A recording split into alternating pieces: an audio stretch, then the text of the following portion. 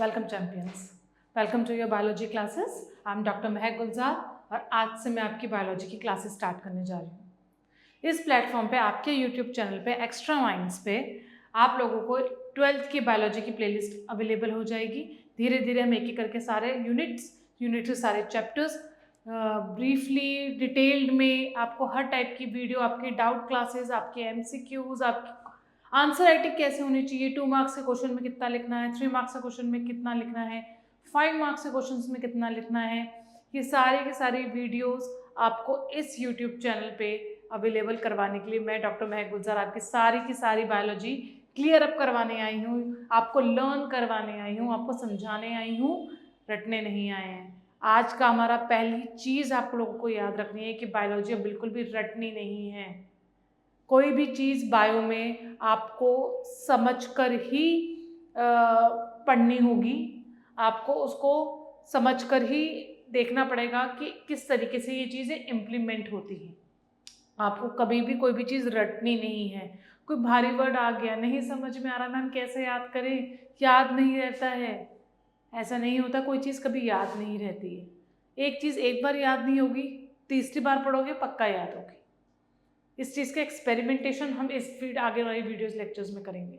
जब आपको एक चीज़ 10 बार बताई जाएगी ना, वो ऑटोमेटिकली आपके दिमाग में इम्प्रिंट हो जाएगी, आपके दिमाग में बैठ जाएगी, और जब वो आपके दिमाग में बैठेगी तो आप सब बायो को लर्न करना शुरू करेंगे, रटना शुरू नहीं करेंगे।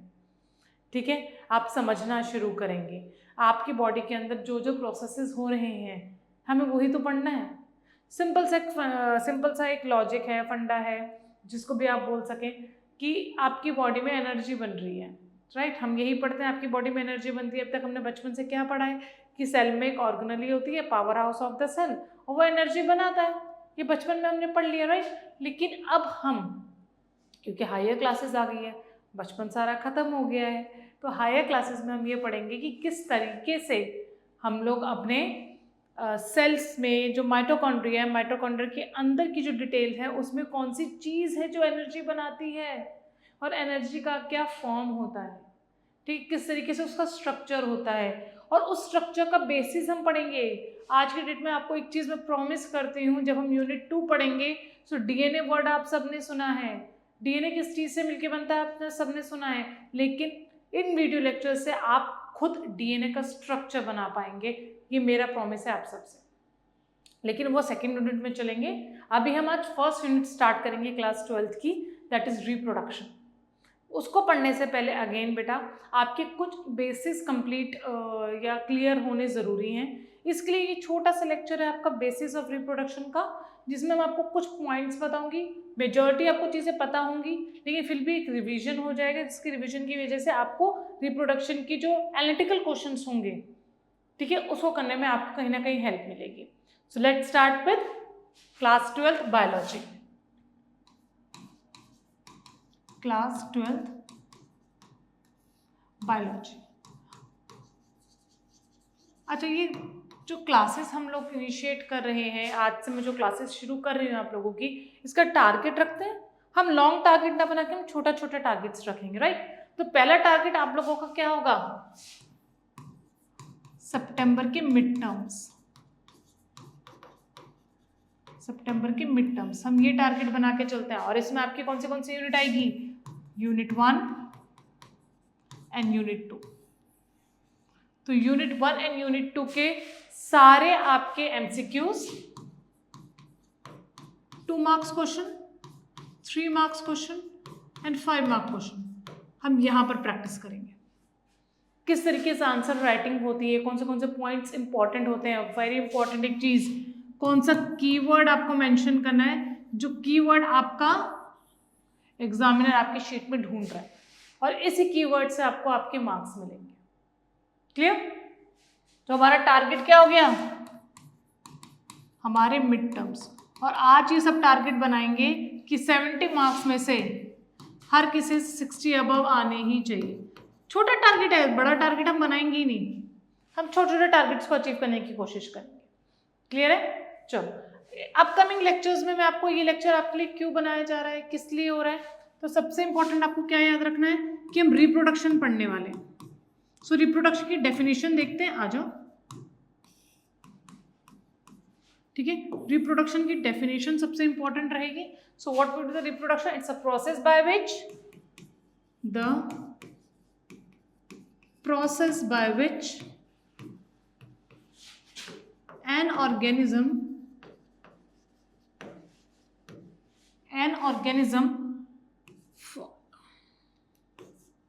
an organism forms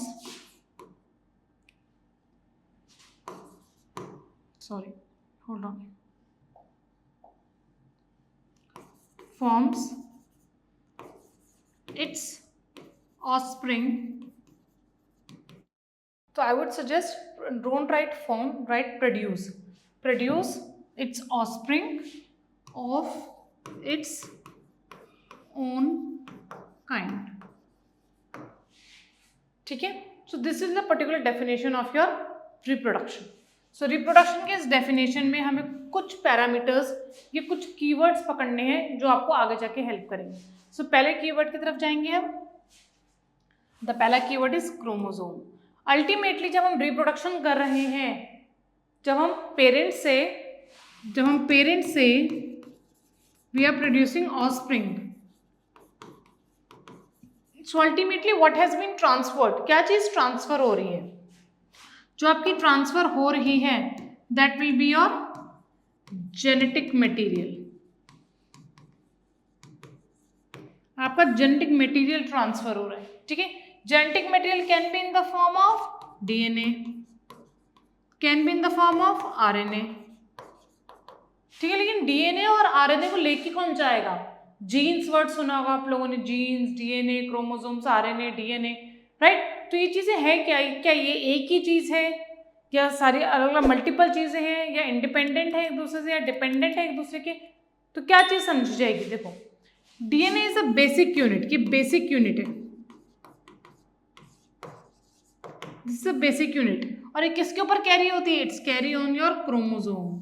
अगर this is your chromosome, so this part will be your DNA. So ultimately DNA को लेके कौन जा रहा है? क्रोमोसोम्स जा रहे हैं. तो पेरेंट से जब हम ऑफस्प्रिंग की तरफ जाते हैं तो क्या चीज ट्रांसफर होती है? The transfer of chromosomes. तो सबसे इंपॉर्टेंट हम क्या पढ़ने वाले हैं? हम क्रोमोसोम का स्ट्रक्चर पढ़ने वाले हैं. अच्छा, क्रोमोसोम का स्ट्रक्चर यहाँ पर तो इन टर्म्स ऑफ रिप्रोडक्शन पढ़ाऊंगी सिर्फ, ठीक है, लेकिन क्रोमोसोम्स वैसे आप लोगों के लिए एग्जाम के पॉइंट ऑफ व्यू से, बियॉन्ड सीबीएसई के पॉइंट ऑफ व्यू से भी बहुत इंपॉर्टेंट है.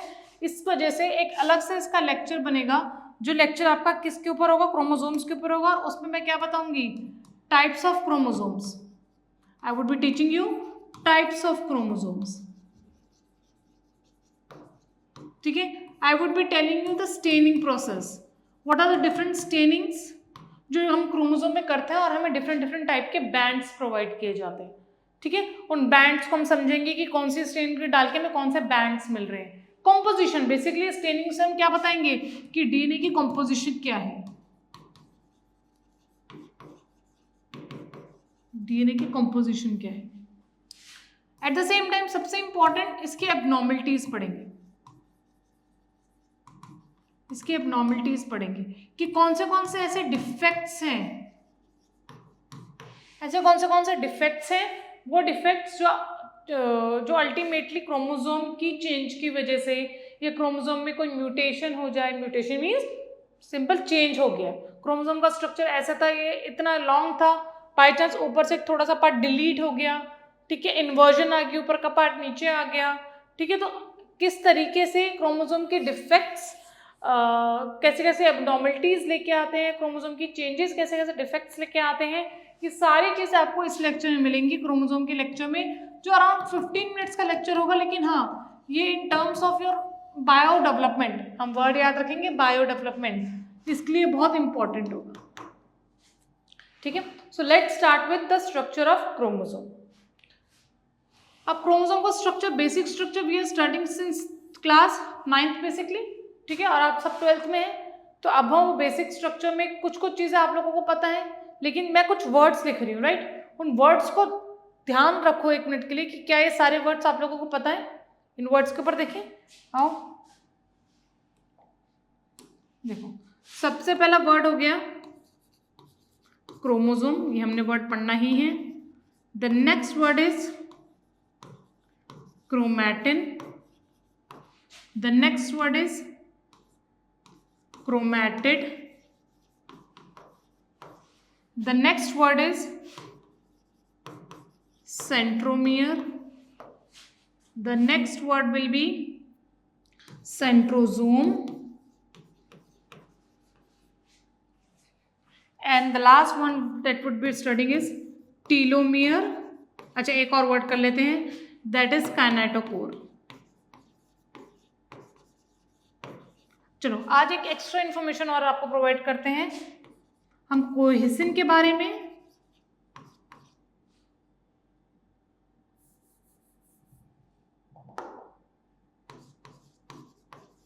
कोहेसिन के बारे में एंड कंडेंसर के बारे में पढ़ेंगे। कोहेसिन एंड कंडेंसर। सो ये सारे वर्ड्स, कितने वर्ड्स है काउंट करें, 1 2 3 4 5 6 7 8 9 वर्ड्स हम क्रोमोसोम के स्ट्रक्चर में पढ़ने वाले। अच्छा चलो एक चीज और बता देते हैं, आ जाओ। Euchromatin and heterochromatin. Euchromatin and heterochromatin, ये सारे स्ट्रक्चर्स हम इसमें पढ़ने वाले हैं, ठीक है। तो ये तो मैं इरेज कर देती हूँ, तो इसकी जरूरत नहीं है हमें, जस्ट होल्ड ऑन। अच्छा एक इतने टाइम तक प्लीज ये चीज देखो कि आपको क्या क्या इन टर्म्स में से पता है। 10 में से कितने टर्म्स आप लोगों को पता है, ये ट्राई करो, कितने कितने टर्म्स आप लोगों को पता है। अब नहीं पता तो अब पता चल जाएंगे। तो सबसे पहला वर्ड तो आपका क्या आ गया, क्रोमोसोम, ठीक है। अब बेटा कभी हमेशा याद रखो, जब आपका सेल है, सेल आपका हमेशा कभी भी डिवाइड नहीं करता रहेगा। It will not keep on dividing, it will be at a stage where it will be in resting phase और ग्रोथ फेज, जब वो डिवाइड नहीं कर रहा है। तो अगर मैं सेल साइकिल को देखूं, तो सेल साइकिल को मैं 2 पार्ट में अगर मैं डिवाइड कर दूं, एक हो जाएगा नॉन डिवाइडिंग फेज और एक हो जाएगा dividing phase. Non dividing phase and dividing phase. Non dividing phase में आपका क्रोमोसोम या हम कहते हैं genetic material,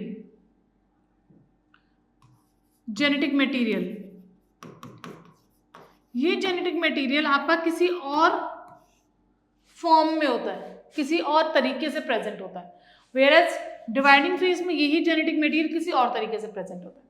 if I am saying कि the cell is being not dividing, cell divide नहीं कर रहा है, उस पॉइंट ऑफ टाइम पे जो सारा जेनेटिक मटेरियल वो कैसे रहेगा, इस तरीके से, normal, a thread like structure, a simple thread like structure, ठीक है। और वेयरएज जैसे ही सेल डिवाइड होने लगेगा, क्या शुरू हो जाएगी, 2 चीजें याद रखो, कॉम्पैक्टेशन, कॉम्पैक्ट हो जाएगा, ठीक है, एंड साथ में कंडेंसेशन।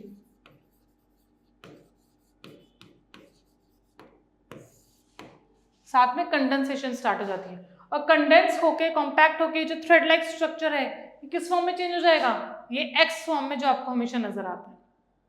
तो हम क्या बोलेंगे, पहला word chromosome.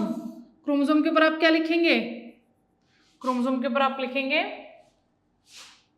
Condensed form of genetic material, condensed form of genetic material.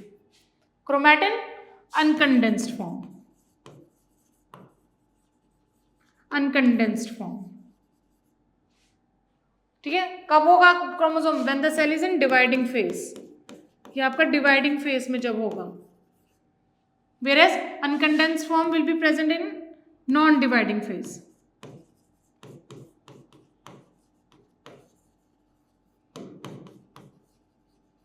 ये आपका नॉन डिवाइडिंग फेज में होगा। सो 2 वर्ड्स क्लियर हो गए सबको, अब आगे बढ़े।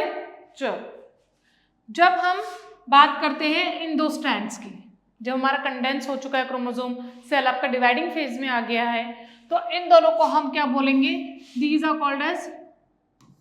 This is called as chromatid, और एक ही क्रोमोसोम में कितने क्रोमेटिड हो गए? 2। सो 2 क्रोमेटिड्स को हम क्या बोलेंगे? Sister chromatids. सिस्टर क्रोमेटिड साथ में लिख देती हूँ, एक सेकेंड, सो थोड़ा सा, सिस्टर क्रोमेटिड्स। ठीक है, तो हमने 3 वर्ड्स पढ़ लिए। कौन से? हमने पढ़ लिया क्रोमोसोम, हमने पढ़ लिया क्रोमैटिन, हमने पढ़ लिया सिस्टर क्रोमैटिड्स। ये भी हमारा क्लियर हो गया। तो हमने 3 वर्ड पढ़ लिए। नेक्स्ट आ जाओ centromere. What do you mean by centromere? The centre portion, this is called as centromere.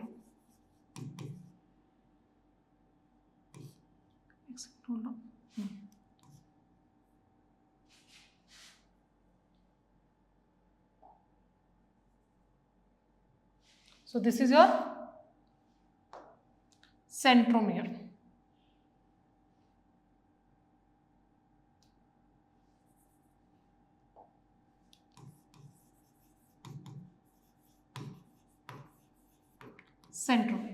Centromere वो रीजन है जहां से आपके 2 सिस्टर क्रोमैटिड्स आपस में कांटेक्ट में रहते हैं।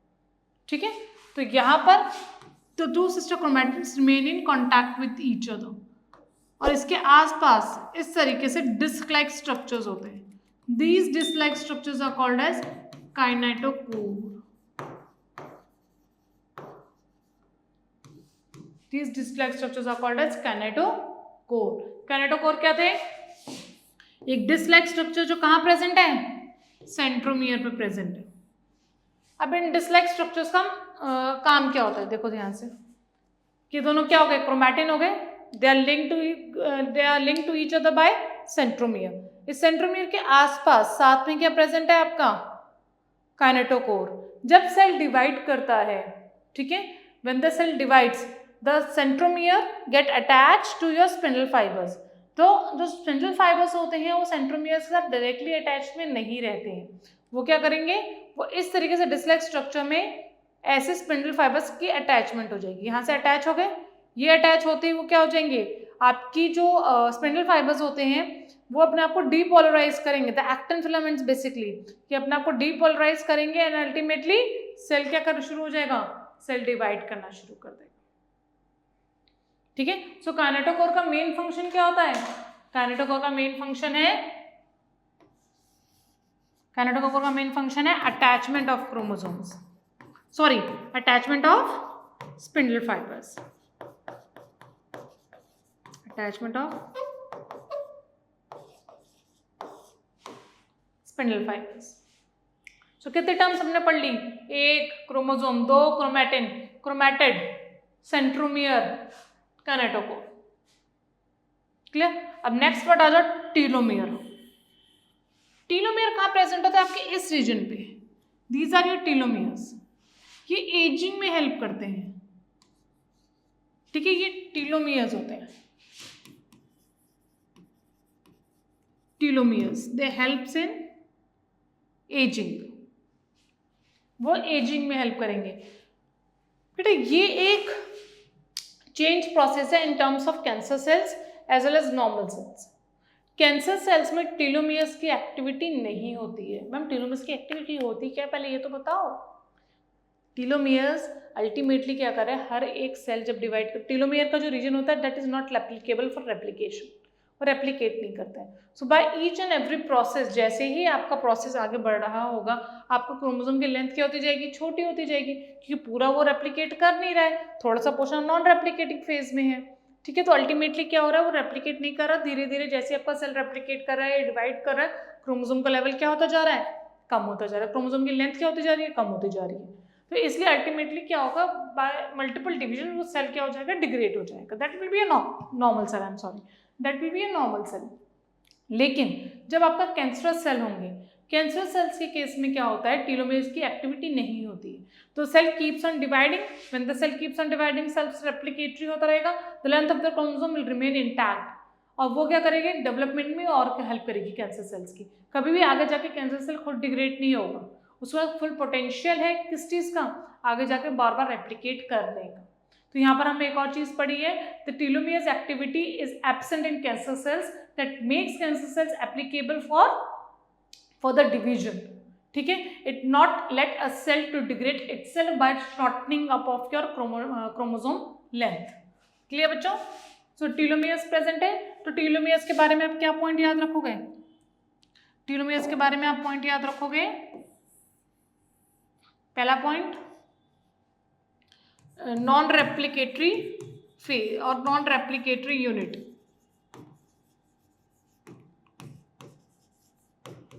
नॉन रेप्लिकेटरी यूनिट, ठीक है, एब्सेंट इन कैंसर सेल्स।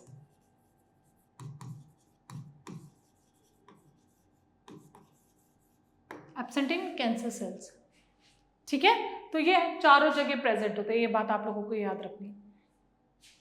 अब मैंने क्या बोला था, कोहेसिन और कंडेंसर। अब ये चीज थोड़ी सी इंपॉर्टेंट है इन टर्म्स ऑफ, जब आपका क्रोमोसोम एक साथ है तो कोई ना कोई तो चीज होगी ना जो उसको एक साथ रखेगी। कोहेसिन का मतलब क्या होता है? कांटेक्ट में रहना। कंडेंसर का मतलब क्या होता है? कंडेंस होकर रहना। So these are your basically proteins that helps a chromosome to be in this shape. इस शेप पे रहने के लिए जो प्रोटीन्स यूज होते हैं, they are your cohesin and condenser. तो अगर कंडेंस हो रहा है, देखो इस तरीके से कंडेंस है, ठीक है, तो किसकी वजह से है?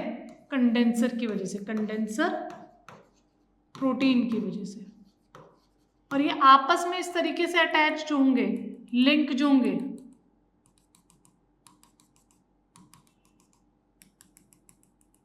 ठीक है, लिंक जो होंगे ये किसकी वजह से होंगे? ये होंगे कोहेसिन की वजह से, कोहेसिन की वजह से। नाम से पता चल रहा है। मतलब आपको क्या याद रखना है? ये प्रोटीन्स हैं जो किसके लिए काम आते हैं? क्रोमोसोम को वाई शेप में इंटैक्ट रहने के लिए। अगर मुझे इस क्रोमोसोम को स्प्लिट आउट करना है, इस क्रोमोसोम को अगर मुझे अलग अलग करना है, अनकंडेंस फॉर्म में लेके आना है, तो मुझे क्या चाहिए? ऐसे आपके एंजाइम्स चाहिए, ऐसे आपके इनहिबिटर्स चाहिए जो इन प्रोटीन्स को क्या करेंगे? इन प्रोटीन्स को हटा देंगे क्रोमोसोम से। जैसे ये प्रोटीन्स क्रोमोसोम से हट जाएंगे, आपका जो क्रोमोसोम होगा वो किस फॉर्म में आ जाएगा? अनकंडेंस फॉर्म में। And uncondense form is your chromatin. So far so clear everyone? अगर किसी ने नोट्स नहीं बनाए हैं, पॉज दिस वीडियो, 2 मिनट की वीडियो लिखो, अब जितना इतना लिखा है उतना पढ़ लो, गो थ्रू दैट, उसके बाद आगे करेंगे, ठीक है? चलो आगे बढ़ते हैं, आ जाओ। अच्छा, नेक्स्ट वर्ड इज सेंट्रोजोम। बेटा सेंट्रोजोम क्रोमोसोम से कुछ रिलेशन में नहीं है, ये बात आप याद रखना, ठीक है? ये मैं अगली स्लाइड में बता देती हूँ, देखो ध्यान से। जो सेंट्रोजोम है वो कहीं भी आपका क्रोमोसोम से रिलेटेड नहीं है, लेकिन जब हम सेंट्रोमियर, सेंट्रोजोम, सेंट्रियो ये सब पढ़ रहे हैं, तो ये जो सेंटर वर्ड होते हैं बहुत ज़्यादा ना क्लमजी हो जाते हैं, याद नहीं रहते हैं, इसलिए ये सेंटर वाले वर्ड सारे एक साथ इस वीडियो में पढ़ा रही हूँ मैं। जब आपके सेल के अंदर एक ऑर्गेनेली होती है, that organelle is responsible for formation of और हैविंग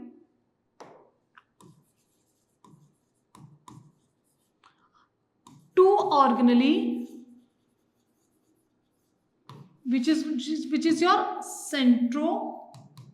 centrioles, ठीक है? देखो ध्यान से, ये आपका सेंट्रोजोम है,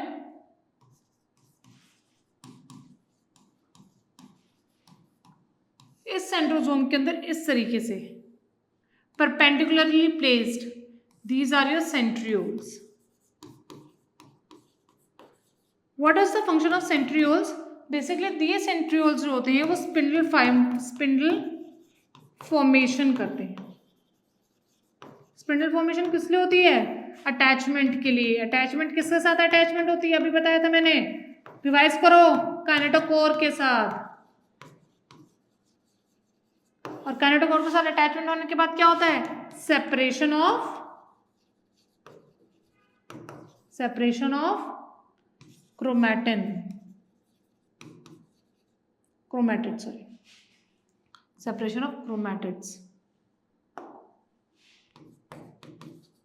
अब यहां पर सेपरेशन ऑफ क्रोमैटिड्स हो रहा है, मतलब ये चीज आपकी अलग अलग हो जाएगी। तो यहां पर मैंने क्या बोला था, जो प्रोटीन्स है कंडेंसर तो रहेगा, क्योंकि क्रोमोसोम को तो कंडेंस होकर रहना ही है, लेकिन कोहेसिन प्रोटीन रिमूव हो जाएगा। तो यहां से आपको क्या याद रखना है? कोहेसिन प्रोटीन रिमूव हो गया। क्लियर है? तो हमने नेक्स्ट वर्ड भी पढ़ लिया, सेंट्रोजोम और सेंट्रियोल्स। सेंट्रोजोम और सेंट्रियोल्स। क्लियर है इतना सबको? पक्का?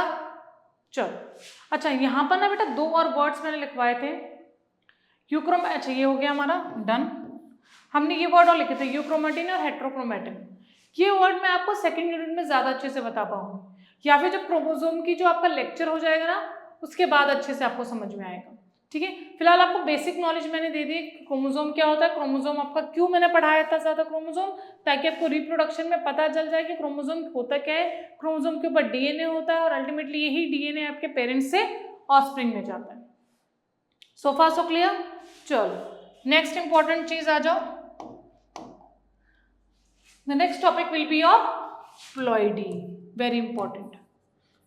इसमें सीबीएसई के ऊपर क्वेश्चन ऑलरेडी बन चुका है। ठीक है, चलो देखो, अब हमें पता है कि क्रोमोसोम होते क्या है। अलग अलग ऑर्गेनिज्म में क्रोमोसोम का नंबर डिफर करता है, लेकिन right now we are talking about plants and animals, तो हम उस पर ही स्ट्रिक्ट रहते हैं कि हम प्लांट्स और एनिमल्स के बारे में बात कर रहे हैं। So total set of chromosome, एक पूरा सेट ऑफ क्रोमोसोम अगर प्रेजेंट है तो that is called as diploid.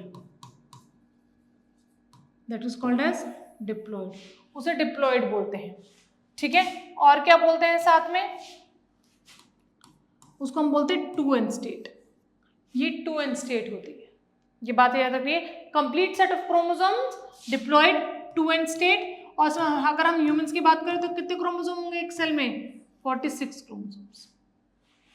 Total कितने क्रोमोसोम्स हैं? 46 क्रोमोसोम्स। इतना क्लियर हो गया सबको? अगर आपके सेल में पूरे क्रोमोसोम्स हैं, जितने होने चाहिए उतने ही हैं, तो उसको हम क्या बोलेंगे? Diploid organism. क्या बोलेंगे? Diploid organism. उसको कंसिडर कैसे करेंगे हम? 2n से। ठीक है, we are talking about humans, तो कितने क्रोमोसोम्स होंगे? 46 क्रोमोसोम्स। ये आपका कोई भी सेल हो सकता है, every cell of the body.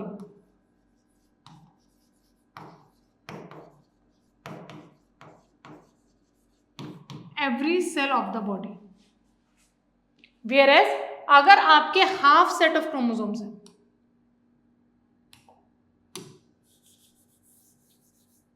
Half set of chromosomes है,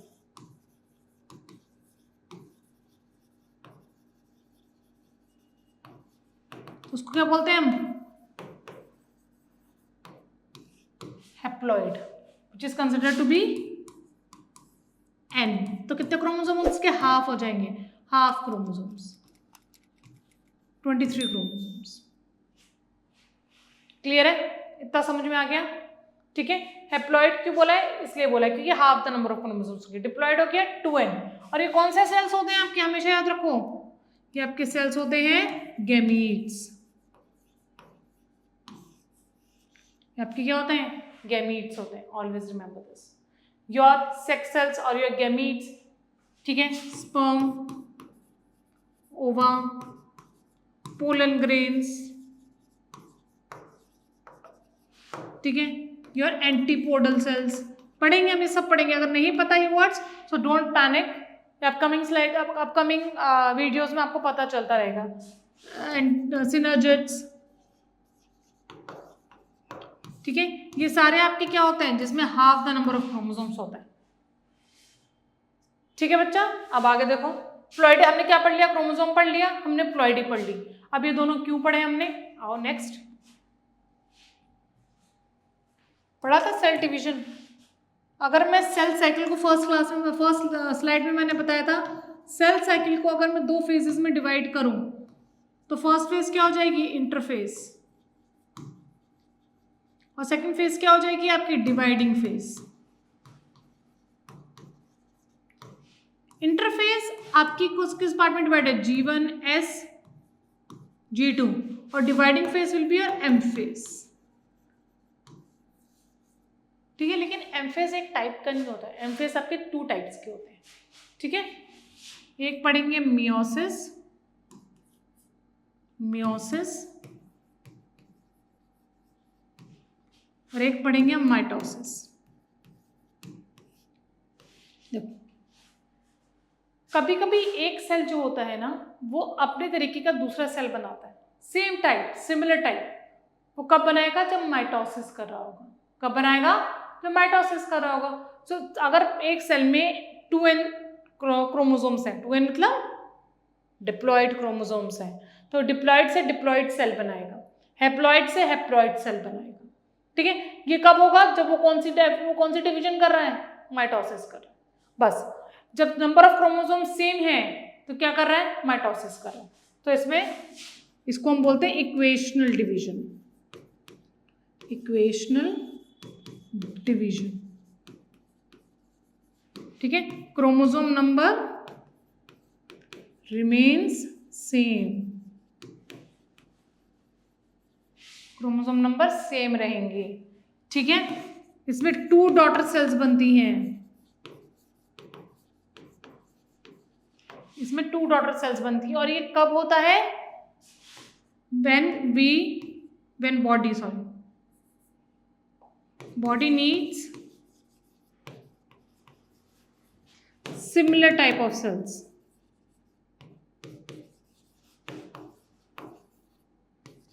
जो बॉडी को उसी टाइप के सेल्स की जरूरत होती है। आपकी बॉडी में सेल शेयर और टियर हो जाते हैं, बॉडी में सेल्स की कमी हो जाती है, तो वो सेल्स रिपेयर भी तो होते हैं, राइट। रिपेयर हो जाते हैं, रीजनरेट हो जाते हैं, तो आसपास के सेल्स क्या करेंगे? अपने जैसे और सेल्स बना देंगे। तो by which process they form their own cells? खुद by the process of mitosis. जब रिपेयर का काम चलेगा, रीजनरेशन का काम होगा, तो वह पे कैसे होंगे? By mitosis. क्लियर है? चलो अब नेक्स्ट करेंगे हम लोग मियोसिस, जो कि आपके लेक्चर्स में बहुत इंपॉर्टेंट होगा।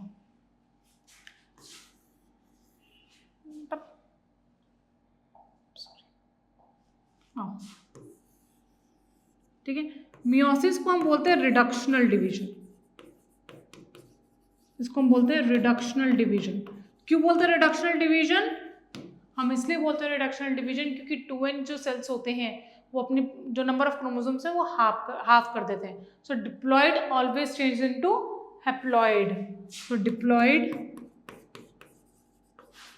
Changes to haploid.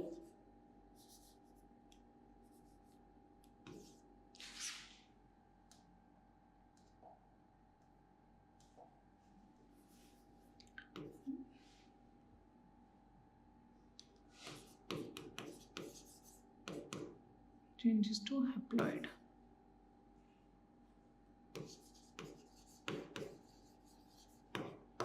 ठीक है, सो 2n किस में चेंज हो जाता है? आपका n। अब ये कब होता है? हमने ये पढ़ लिया, इक्वेशनल डिवीजन को रिडक्शनल डिवीजन में कन्वर्ट हो गया, क्रोमोसोम नंबर हाफ हो जाते हैं। ठीक है, क्रोमोसोम नंबर हाफ हो जाते हैं। इसमें 2 डॉटर सेल्स बनती है, इसमें 4 डॉटर सेल्स बनती है।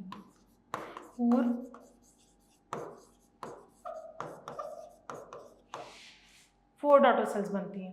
इसमें ये बॉडी जब आपको रिपेयर का काम होगा तब ये काम करेगी, लेकिन ये कब होगा? During gamete formation. मतलब अगर 2n सेल है और ये n बना रहा है bye the process of meiosis, तो ये n क्या होगा आपका? गैमीट ही तो होता है। तो अगर मुझे गैमीट की फॉर्मेशन करनी है तो मुझे क्या करना पड़ेगा? मियोसिस करना पड़ेगा। या फिर आप ये समझो, जब भी मियोसिस हो रही है तो अल्टीमेटली जो प्रोडक्ट बन रहा है वो क्या बनेगा? गैमीट बनेगा। ठीक है, ये बात आपको याद होगी। Similar type of division mitosis, reductional division meiosis, normal cell बन रहा है माइटोसिस, गैमीट बन रहे हैं मियोसिस। ठीक है, ये फंडा बिल्कुल क्लियर रखना, मैं आगे क्वेश्चन देने जा रही हूँ अभी बस। चलो नेक्स्ट, अब ये क्वेश्चन मुझे करके दिखाओ जरा। अगर 2n से 2n बन रहा है और n से n और 2n से n और n से n, तो क्या होगा? कौन से डिवीजन होगी? ट्राई करो। 2n से हमेशा क्या होगा? 2n बनेगा तो माइटोसिस होगा। यहां पर 2n से n बन रहा है, वेरी करेक्ट, मियोसिस होगा। लेकिन अब n से n बन रहा है तो क्या होगा? बेटा सेम है प्लॉइडी, यहां पर भी n है, यहां पर भी n है, क्रोमोसोम नंबर क्या रहे, सेम रहे, तो इसको क्या बोलेंगे, अगेन माइटोसिस। यहाँ पर देखो इसमें भी 2n से 2n बन रहा है, इसमें भी n से n बन रहा है, सो इस केस में प्लॉइडी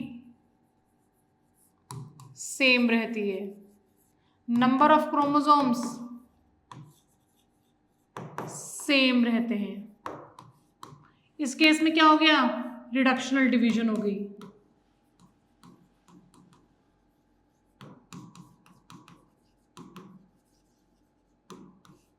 इस केस में रिडक्शनल डिवीजन हो गई। क्लियर है सबको कंसेप्ट? अल्टीमेटली ये क्या है आपके, एन और एन क्या है, दीज आर योर गैमीट्स, ये गैमीट्स है। तो यहाँ पर कौन सी प्रोसेस होगी, गैमेटोजेनेसिस। ये बात याद रखो बेटा, जब भी वर्ड जेनेसिस कहीं भी आ रहा है, ये वर्ड जेनेसिस मीन्स फॉर्मेशन। क्या होता है इसका मतलब, फॉर्मेशन। क्लियर बेटा, इतना समझ में आ गया? तो आज का जो बेसिक लेक्चर हमारा हुआ है क्रोमोसोम के ऊपर हुआ है, प्लॉइडी के ऊपर हुआ है। हमें ये पता चल गया कि गैमेटोजेनेसिस होने के लिए कौन सी डिवीजन करनी है, नॉर्मल डिवीजन के लिए हम कौन सी चीजें यूज करेंगे। इतना क्लियर है सबको? अब आगे बढ़ते हैं बेटा, एक इंपॉर्टेंट चीज आपको क्या पढ़ के आना है। अब अगली क्लास जो आपको मिलेगी उसमें हम यूनिट वन का चैप्टर नंबर 1 स्टार्ट कर देंगे, that is reproduction in flowering plants. ठीक है, तो आपको बस एक काम करना है, 11th क्लास 11th का प्लांट किंगडम। अरे मैम ये वाला चैप्टर मत उठाओ बेटा, उठाना तो पड़ेगा, कुछ नहीं कर सकते। प्लांट किंगडम का सिर्फ एंजियोस्पर्म्स पढ़ के आना, एंजियोस्पर्म्स। आई थिंक ये मुश्किल से 1.5 पेज है, it will hardly take 15 minutes. इसको रीड करके आना है, नहीं समझ में आ रहा मत समझना, कोई दिक्कत नहीं है, समझाएंगे हम, लेकिन एक बार ज़रूर बुक खोल लेना, रीड करके आना, फ्लावर दिखता कैसा है, उसमें होता क्या क्या है। ठीक है, ये हम अगली क्लास में पढ़ेंगे, बट फिर भी आप लोग एक बार ज़रूर गो थ्रू होके आना। दूसरी इंपॉर्टेंट चीज़, जब भी आप मेरी क्लास में बैठेंगे, मेक श्योर ये बुक आपके साथ हमेशा हो, मेरे साथ भी हमेशा होती है। मार्कर्स आपके साथ हों, आपकी कॉपी और पेंसिल आपके साथ हो, नोटबुक आपके साथ हो जिसमें आप नोट्स बना सकें। और वो नोट्स ना कभी भी किसी भी रजिस्टर में आप बना रहे हो, वो रजिस्टर हमेशा संभाल के रखना, वो हमेशा कहते हैं ना ताउम्र याद रहता है, ताउम्र में पता होता है कि हमने वो नोट्स पढ़े तो कहाँ पर होगा। आज के डेट में मुझे याद है कि मेरा कौन से रजिस्टर में कौन से पार्ट पे क्या चीज़ लिखी है। सो मेक श्योर कि आप लोग इस तरीके से अब अपनी डेवलपमेंट स्टार्ट कर दें। 12th आ गई है, अब आप हायर क्लासेस में और जाएंगे, आपको और ज़्यादा मेहनत करनी है, और ज़्यादा पढ़ना है, और ज़्यादा बल्कि सब्जेक्ट्स आपके पास आ जाएंगे। You are going to be future doctors, right? Future doctors के पास ये NCERT तो छोटी सी बहुत पतली सी बुक है।